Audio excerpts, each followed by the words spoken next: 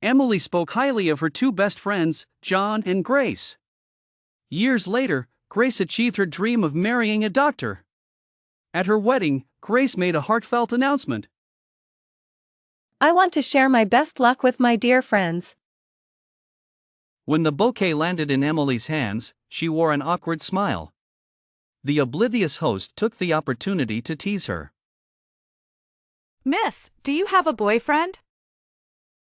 I'm about to have one. She regretted it the moment she said it. Are you about to find a boyfriend, get married, or have a baby? The guests were intrigued and put down their utensils. How soon is soon? I have a strong sixth sense. I sincerely wish my dear friend a happy and fulfilling marriage. She thought she was wrapping up, but the host wasn't done yet. Who's the boyfriend? Don't keep it a secret. Boyfriend. Boyfriend. Emily wished she could disappear. Someone nudged James, who was sitting next to Mike. James, stop pretending. James blushed but didn't resist too much. The men lifted him and carried him to the stage. Emily looked to the bride and groom for help. She really doesn't have a boyfriend. Let's leave it at that. Get together. Get together. The men pushed James onto the stage. He walked towards Emily, who warned him with her eyes. It's just a joke. Don't take it seriously. We've known each other for 8 years. Since high school, we've met less than 8 times. I went to the US for studies, and you had just returned from a trip there. I went cycling in Tibet, and we arrived on the same day. It was either a coincidence or fate. If it weren't for some misunderstandings, we might have married before Grace. You would have won the bet. The bride, Grace, gave Emily a nudge, encouraging her. Is he an ex-boyfriend? If second sister-in-law were here today, it would be a real-life dating show. This is so exciting. James noticed Emily deep in thought and continued. I visited the cities you had been to, but you weren't there. Time flies, but regrets become clearer. After all this time, I hope you'll still be there. Will you give me this chance? John sat in the audience, a look of disdain on his face. Emily looked up at James, feeling awkward. She wasn't moved by his words, she was trying to recall where she had heard them before. Was it from The Girl on the Waltz or some foreign classic? Emily quickly nodded, as if agreeing. She planned to leave and pretend none of this ever happened. After the commotion died down, Emily and James held hands briefly for appearance's sake, and Emily forced a smile until the wedding ceremony ended. After the bride and groom had seen off the guests and the ceremony was truly over, Emily hadn't exchanged many words with James. John came over and asked where she was heading next. It was the first day of the May holiday, and she had only planned to attend her friend's wedding, with no other plans for the following days. John drove in silence, not saying a word at the red light. Grace and Nick are going to France for their honeymoon. I'm so envious. Mike and the others went too far today. I'm really a bit upset. If you're upset, why let others lead you by the nose? It's Grace's wedding. I couldn't make things awkward for everyone, could I? Humph, and Grace didn't even help me. Enough, coward. If you're unhappy, just say so, unless you don't actually mind. Emily fell silent, not responding. What are your plans? John thought about how he had been busy for half a year and finally had a break. He wanted to play video games until he was sick of them. But he didn't say this to Emily because he was annoyed. James asked if I was free. I just happen to be free, very free. If you want to go, get out of the car. In John's circle, he first disliked Mike, and then, by extension, James. I'm just teasing you. But you have to keep me company. I want to ride the roller coaster. Do you think you're Shinchan? Emily thought he must have calmed down. Staying away from James and their high school class was the key to peace. This was an unchanging truth. When they transitioned from middle school to high school, Grace went to class 9, and she went to class 10. John turned on the radio, and Jay Chou's Tornado was playing. It wasn't a popular song, but it had been covered by someone, and people started requesting it again. John changed the station, and Emily switched it back, making John scoff. John, what's your favorite Jay Cho song? Sunny Day. I also like Blue and White Porcelain. And mine? Me. Emily rolled her eyes multiple times. This isn't the way to my house. We're going to New World. I'm wearing a formal dress. Have you ever seen someone ride a roller coaster in a gown? No, but I'm about to. Emily playfully slapped him. John, stop the car. Why can't you just play along? There are some clothes in the trunk. No, I need to dress up properly. I want to go home. Can you not? It's already 4:30 p.m. By the time you finish getting ready, it'll be dinner time. You're such a troublesome woman. Do you just want to play quickly and then rush home to play games? Do you know how indecisive you are? Are you going or not? The car was parked by the roadside.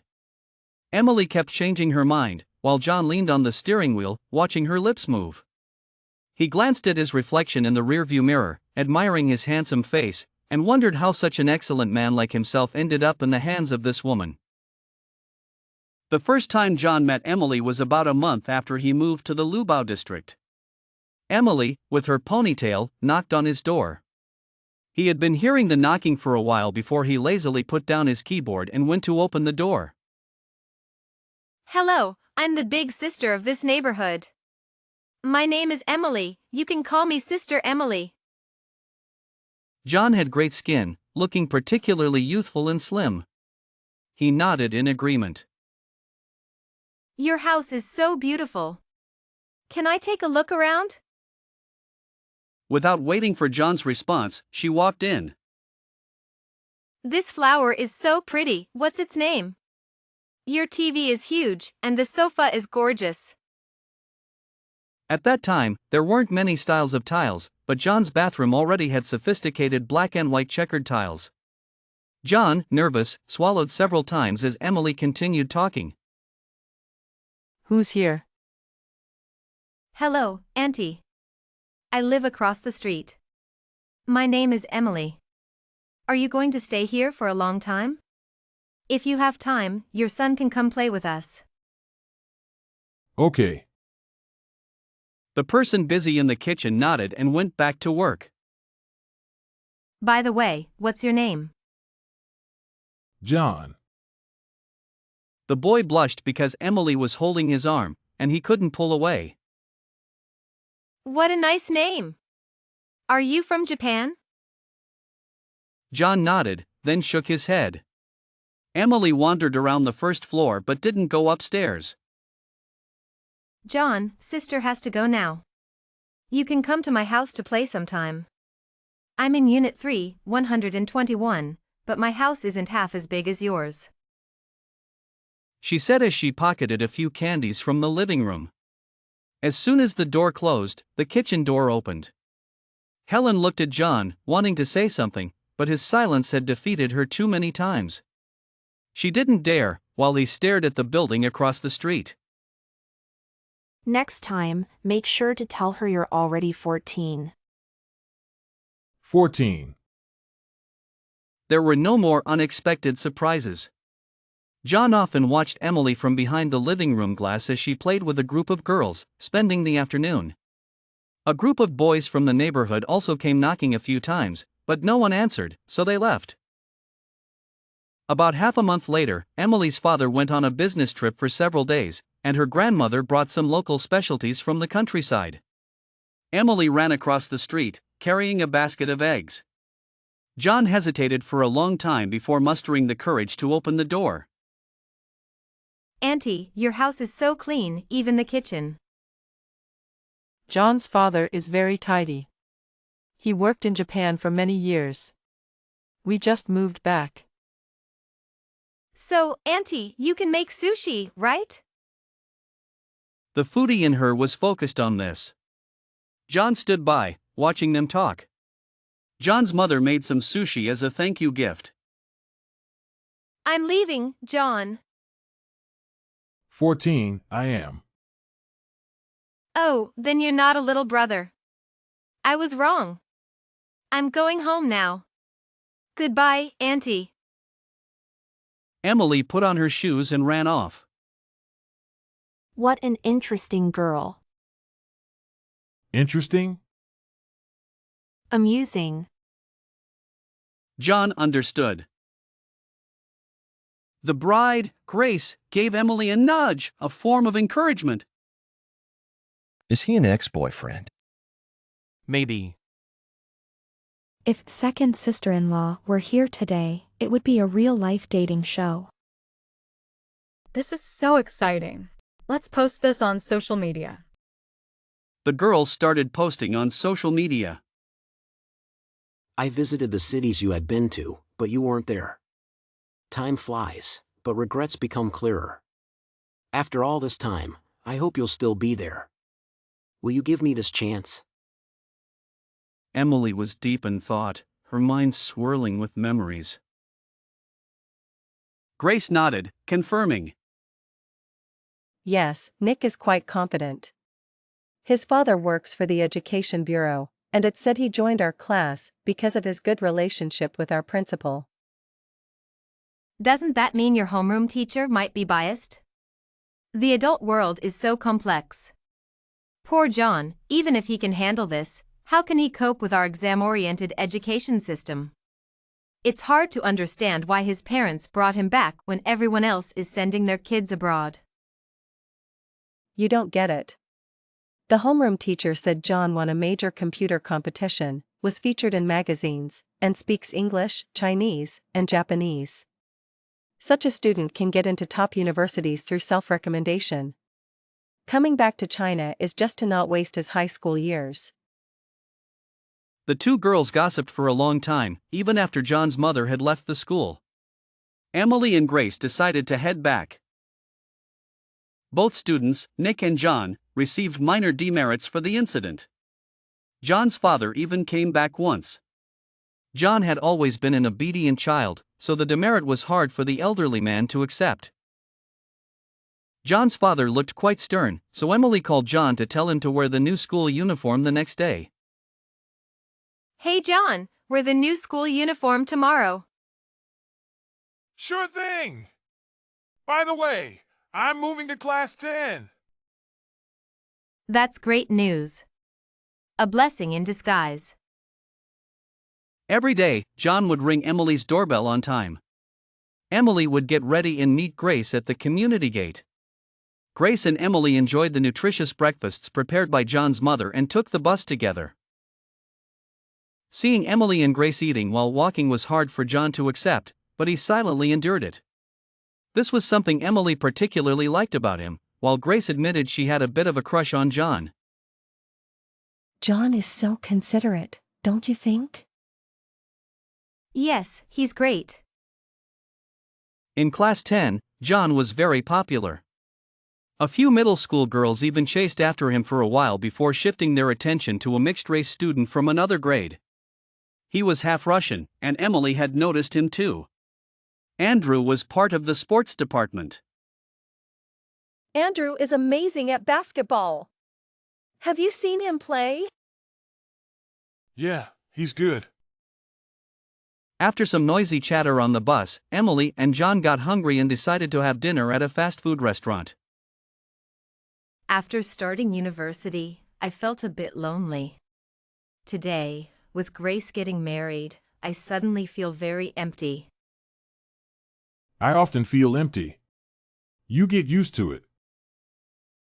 John's father passed away suddenly during his senior year of high school, and Helen was no longer around either. At that time, Emily was in a relationship and somewhat neglected her friends. She was very busy then, and just doing homework together was the best company. Are you still upset with me about what happened in senior year? Hard to say. I didn't like senior year. I think you should have reached out to your mother then. To be honest, I didn't intentionally deceive you. You just misunderstood, and I hoped the misunderstanding would continue. What do you mean? Helen was responsible for taking care of me. She was an employee hired by my father, not my mother. Emily was too shocked to speak. She stayed with you abroad for so many years and came back with you. How could she be just a caretaker? How could a caretaker dress so well? Even though she was hired, we were equals. You can't say a caretaker can't wear nice clothes. That's not what I meant.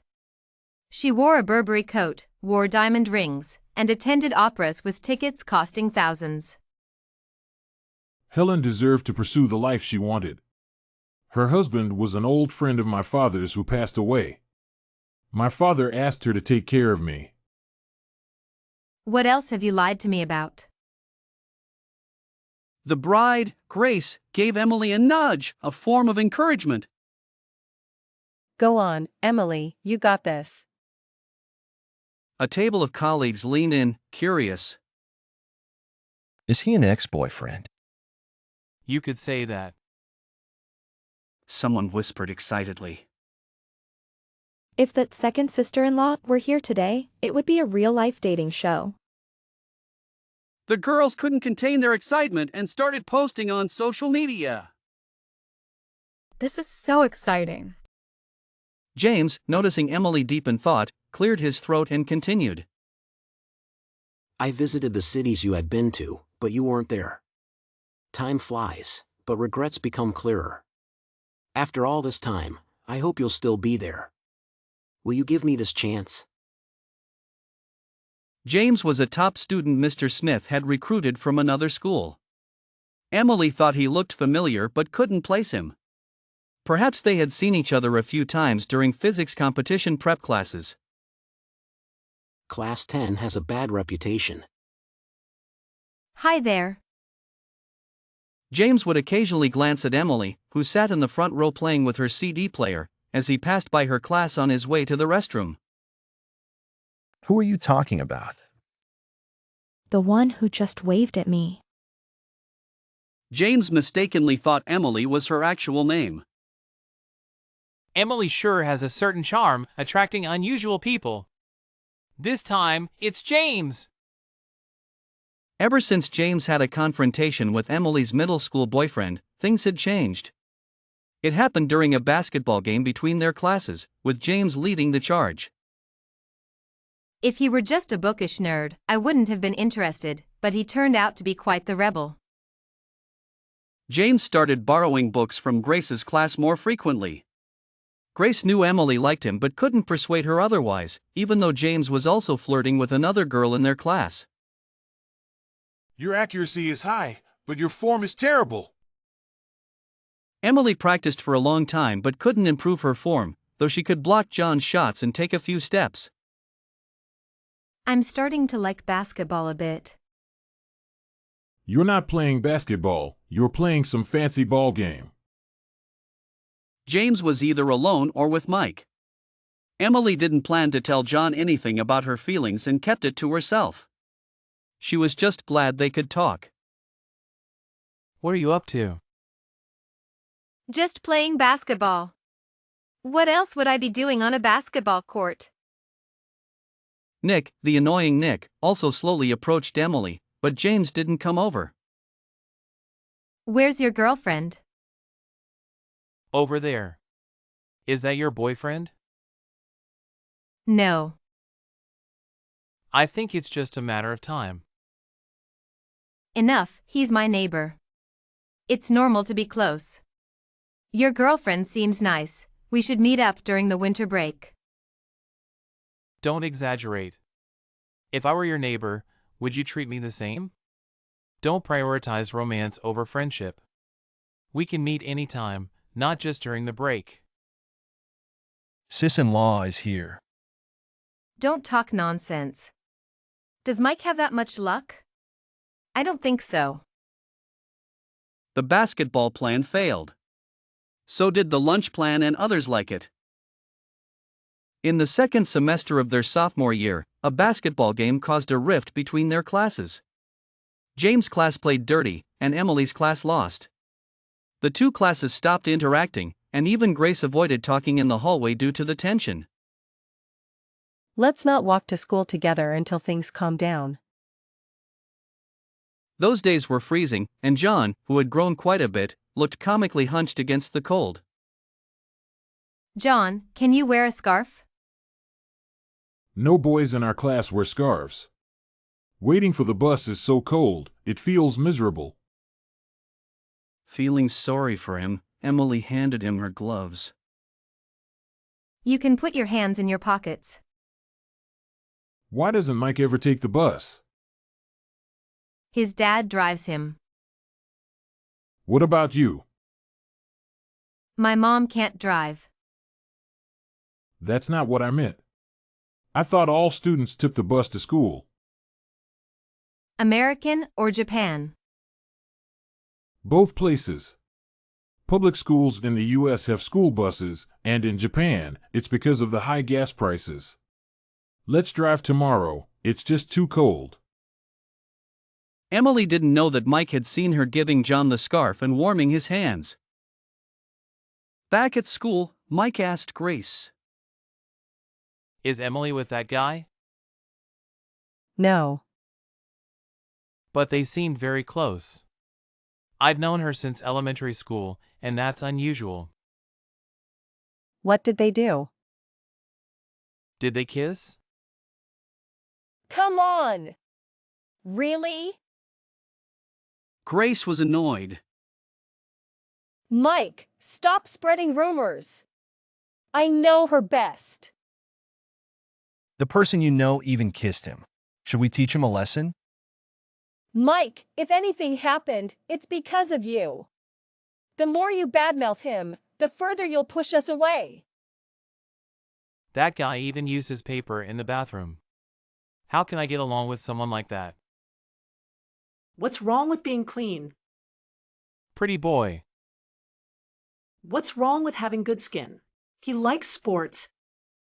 Mike's authority was challenged, and he was furious. Let's go fight. I'm scared of my dad. But we can mess with him after graduation. He high-fived Nick. Boys are so immature. When will they grow up? Curiosity got the better of Grace, and after the second class break, she asked Emily. Did you kiss John? That's nonsense. Who said that, Mike?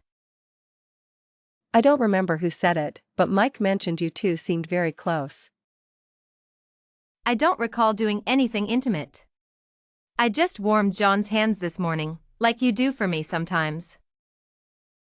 Then it's nothing. What about my reputation? I'm planning to confess to John in the next few days. Don't. It's too cold, love doesn't seem hopeful in this weather. Why not wait until spring? Grace didn't argue, especially since she was happy to ride in John's car to school. Every day, they listened to Jay Chou's new songs and sang along.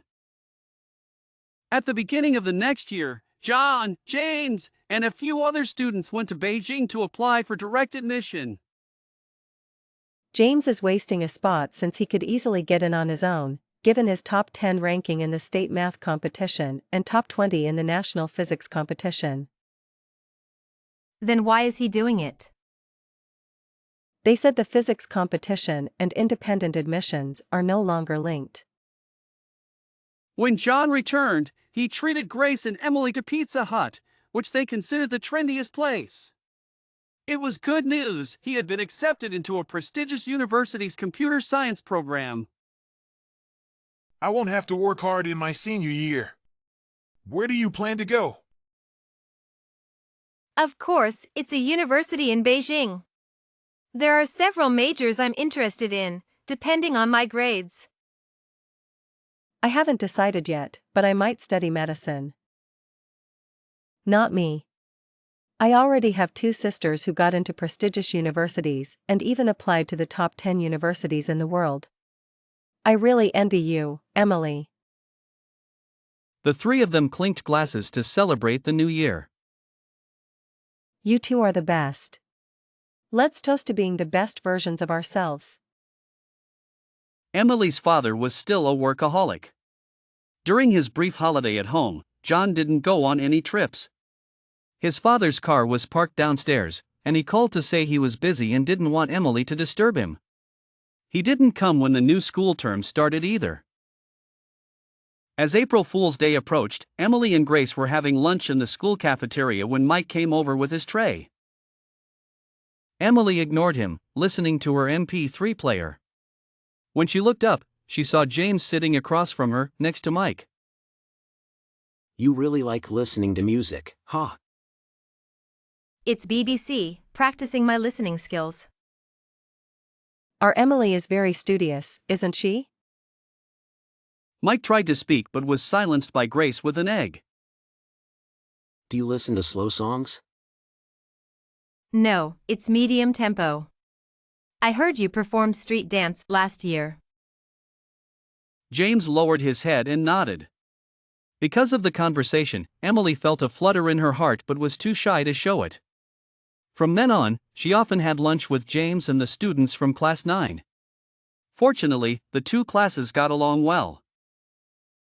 Emily either sat across from him or next to him. James was a quiet person, and understanding his thoughts was a challenge. One day, James's girlfriend came to talk to Emily. Rumors about Emily pursuing James spread quickly, even skipping the confession stage. Then one day, it was just the 2 of them left. It was a bit awkward, but they ended up together. James, who lived on campus, would walk Emily home, and soon they were holding hands. One evening, Emily saw the lights on at John's house. After knocking for a while, Grace opened the door. You're back? When did you get back? Just got back. I brought you some gifts. Each of them received a bottle of perfume. The house was eerily quiet, and neither Grace nor John said much. Where did you go? The U.S. I'm tired and want to rest. Grace and Emily left the house. Grace, what's wrong? Why wasn't Helen there earlier? John's father passed away. They went to the U.S. to try other medical treatments, but it didn't work. I don't know the details, but don't ask his mom. I think they might not be biologically related. I mean, John and Helen don't look alike at all, don't you think? The next day, John came to school, but he arrived quite late.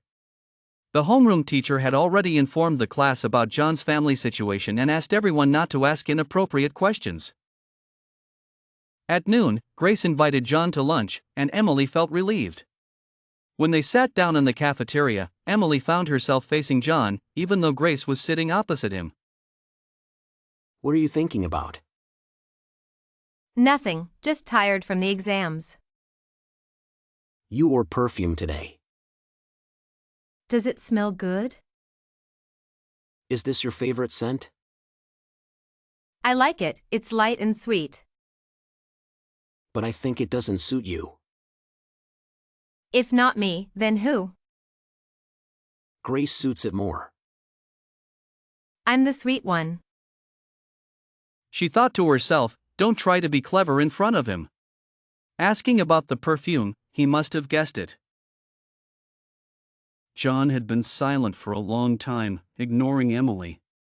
She figured it was because of the situation with Mike and James. Later, Mr. Smith approached Emily, advising her to focus on her exams for the last month. Emily, you should concentrate on your exams. It's your final month. Yes, Mr. Smith. Feeling sympathetic towards Mr. Smith, who favored James, Emily told James they should talk after the exams. The conversation didn't go smoothly. How did it affect your studies? Even though I'm not great at studying, I need to try harder. After much hesitation, James insisted on a kiss on the cheek before agreeing. A kiss on the lips would be better. No, James. After parting ways with James, Emily had dinner with Grace and John. They returned home in his car, back to their routine. The intense studying left no room for other thoughts. John performed exceptionally well in the final mock exam, ranking just behind Grace. The homeroom teacher was thrilled, saying John was proving himself through his actions.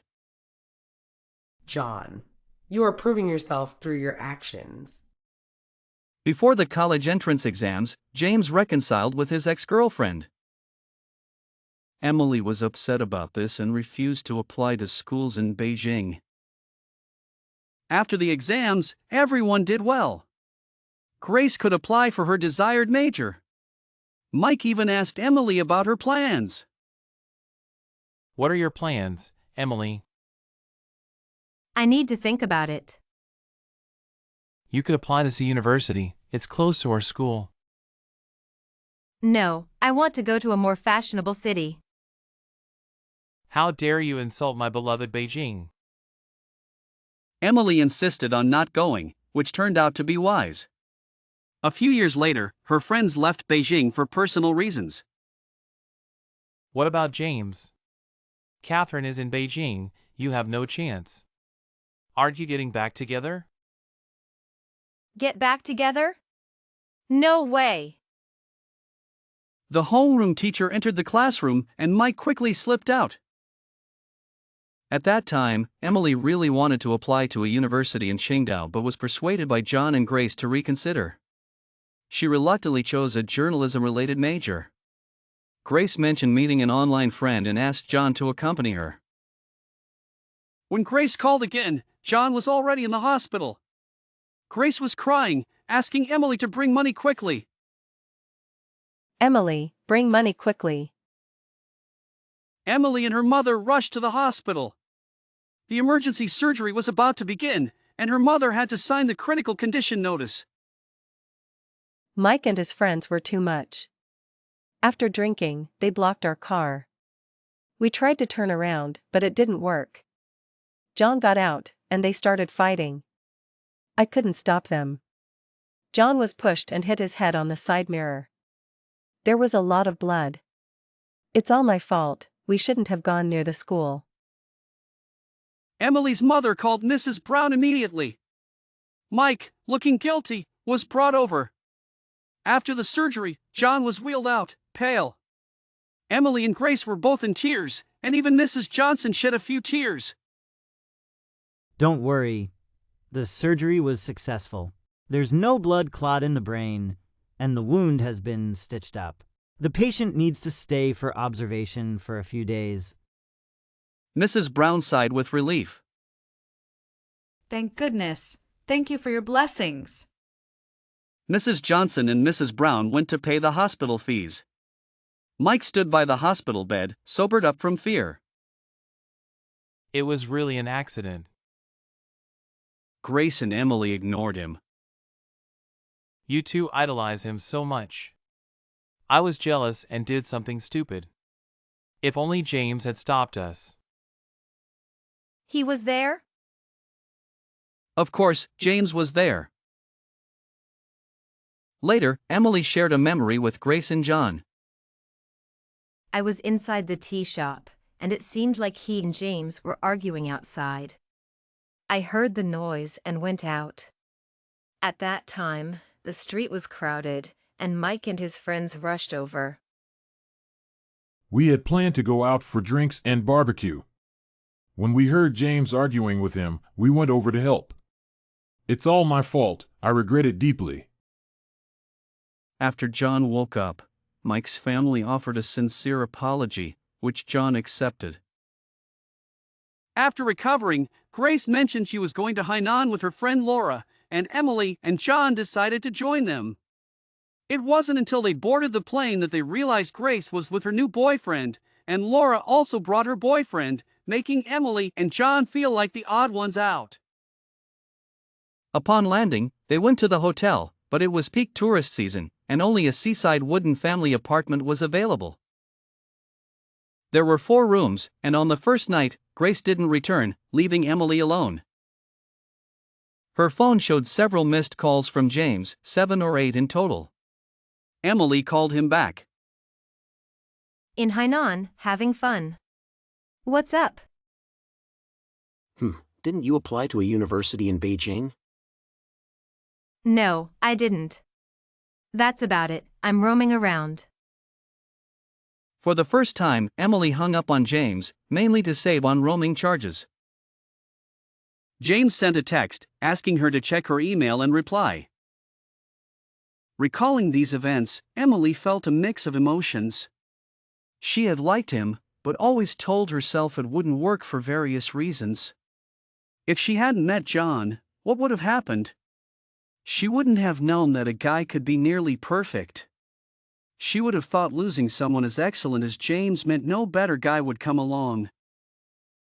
When she went through a breakup, she wasn't too sad. Because she had John. After that trip to Hainan, Emily and James were no longer likely to reconcile. Now she knew that John had gone through a tough time because of James's email. Maybe he was pretending to be drunk, or maybe he was genuinely drunk, but they spent a night together. The next morning, Emily was stunned for a long time. She had always seen John as her best friend, never considering him a romantic partner. So she started avoiding him until Grace's wedding. Caught in the moment, John began to make his move again. Emily pulled John along, asking him to accompany her upstairs. I don't dislike you, John. In fact, I quite like you. After all, you are nearly perfect in my eyes. By the time Emily changed into a beautiful fairy-like dress and finished her makeup, it was almost 6 in the evening. As expected, John came to remind her about dinner, but he eventually drove her to the New World. The New World was even more dazzling at night, with neon lights adding to the charm. Emily had a great time, dragging John around. A loud bang caught Emily's attention. It was a fireworks show. It was beautiful, and Emily stood there, holding John's hand, watching until the end. While Emily watched the fireworks, John was watching her. He couldn't pinpoint when he started liking Emily, maybe it was a long time ago. By the time he realized it, he couldn't imagine a future without her. Emily, I'll be with you for the rest of our days, okay? Emily was silent for a moment, making John incredibly nervous. You're so sneaky. Saying such ambiguous lifelong promises. John thought he was about to be rejected, but Emily continued. I can't just agree so easily. You have to go through the process of courting me first. John was stunned for a moment, then hugged Emily tightly. Okay. Emily saw John smile, which was incredibly sweet, though he usually kept a cool, expressionless facade. She thought to herself that she would make sure John smiled more often in the future because she loved seeing it. He was her best friend, and Emily believed he would also become her best partner.